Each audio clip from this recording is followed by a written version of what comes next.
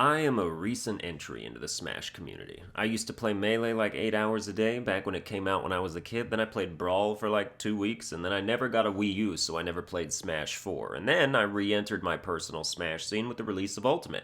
Ultimate also made me start paying attention to the tournament scene, and I've watched countless hours of tournament footage. I started following prominent players on Twitter, and that started getting me keyed into the rampant drama and scandal that constantly rages this community.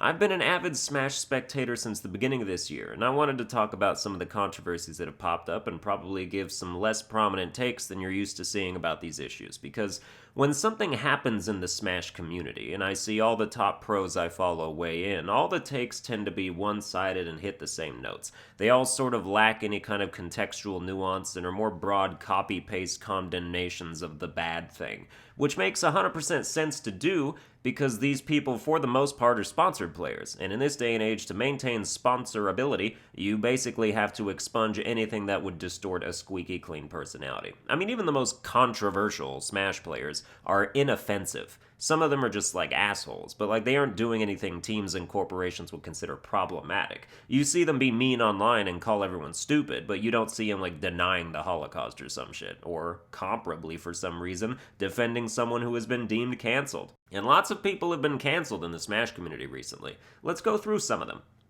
The most notable one is Ally. This dude got cancelled before the PGR rankings were released and still managed to get number 6 with zero fanfare. When they released the top 10, while everyone else had a full picture profile with graphics, he just had his name. Took up one line, you could have blinked and missed it as you were scrolling. For those who don't know, Ally is a Canadian guy in his late 20s who was cancelled after it came out that he had previously had a non-sexual relationship with another Pro Smash player who was 16 at the time. They both made a point of saying they never banged, which doesn't matter too much, but like it makes some difference. The contrast between I kissed this 16-year-old and I penetrated this 16-year-old is pretty stark if you ask me.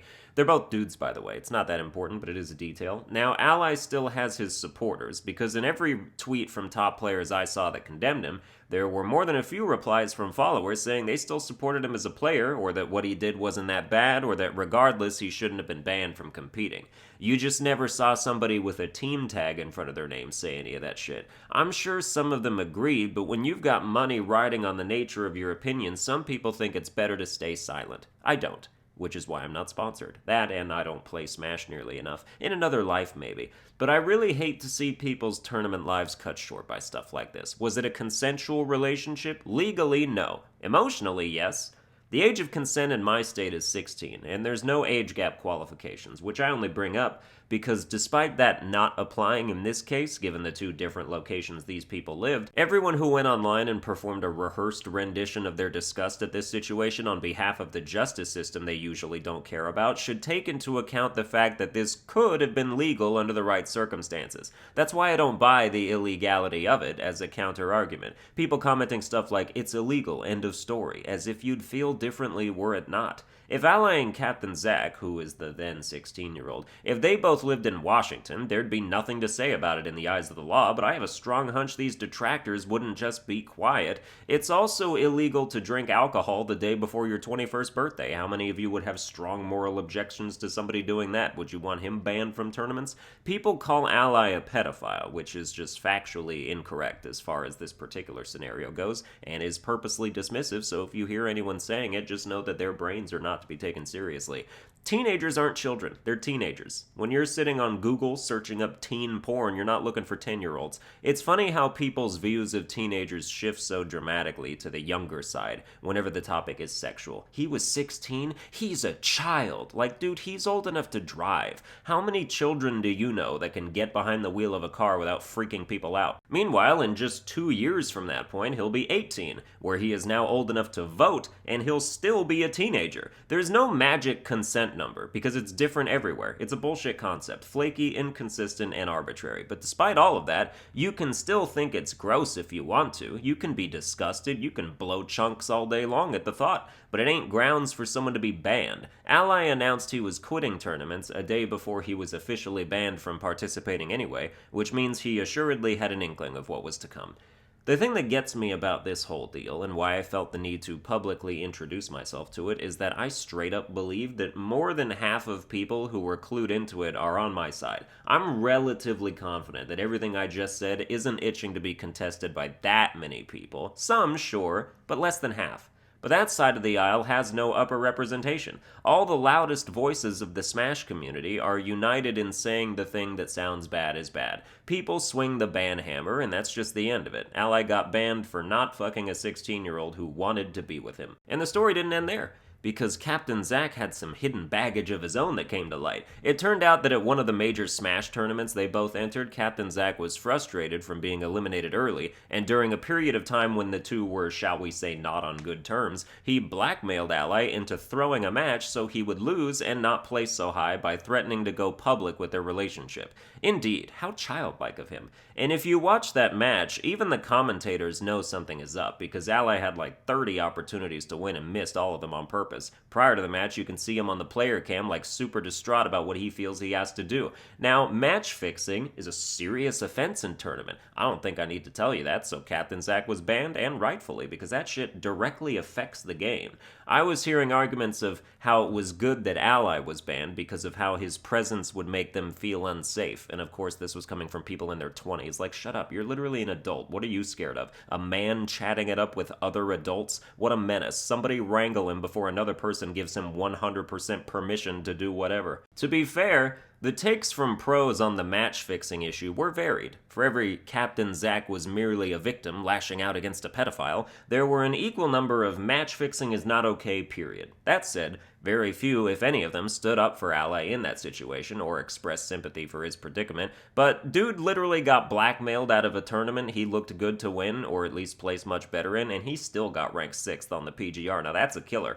In conclusion to this saga, to give my final definitive perspective, I would have liked to still see Ally in tournament. He was a good-ass snake, and Mario too. Fun to watch, man. I think if the world allows, he should come back one day. Next up, we have Bocchi, a 15-year-old Isabelle main who rose to notoriety after defeating Ally, funnily enough. Her saga is a whirlwind. First, she beat Ally, a top player, while being 15 years old and a chick, so naturally she got rocketed into the spotlight in equal parts celebration and jeering. Celebration from many because of the accomplishment and novelty, and jeering from others because people don't like to see their favorite top players lose, and some of them decide that harassment is the antidote to defeat, which it isn't. So Bocchi was quickly bullied off social media temporarily. In fact, she was the inspiration for a previous episode topic about online harassment and how bullying requires consent in order to be effective. You can't let it get to you, because if it gets to you, you're letting it.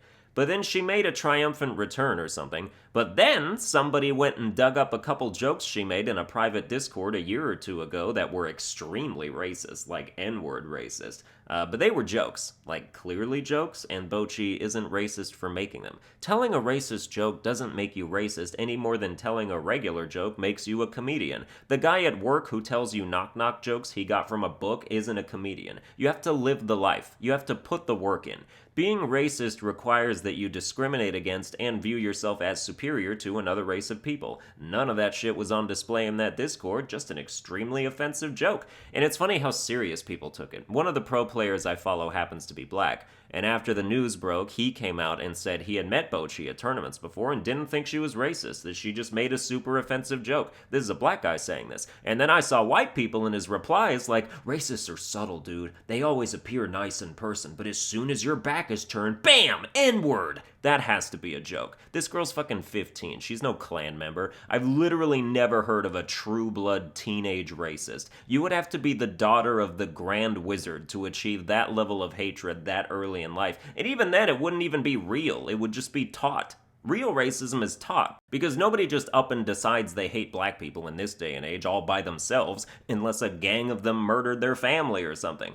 But Bocchi apologized profusely for the jokes that nobody was supposed to see and were only able to see because some asshat wanted to be an instigator and show everyone and rile them up. You can blame Bocchi for making the joke, but you can't blame her for you knowing about it. You should hear some of the things I've joked about privately, but I think the things I've joked about publicly will suffice in the event of my imminent cancellation. Also, you shouldn't see private things, because they're private. Stop being nosy. Things said with the expectation of privacy are not the same as things said publicly. Everyone knows this. You behave differently when you are not accountable to your entire community, and if somebody suddenly makes you accountable when you rightfully thought you weren't, you have been slighted. You're the one who has been wronged there. Fuck these gravediggers. They're not getting paid. Put the shovel down and live your life among the living instead of obsessing over the dead.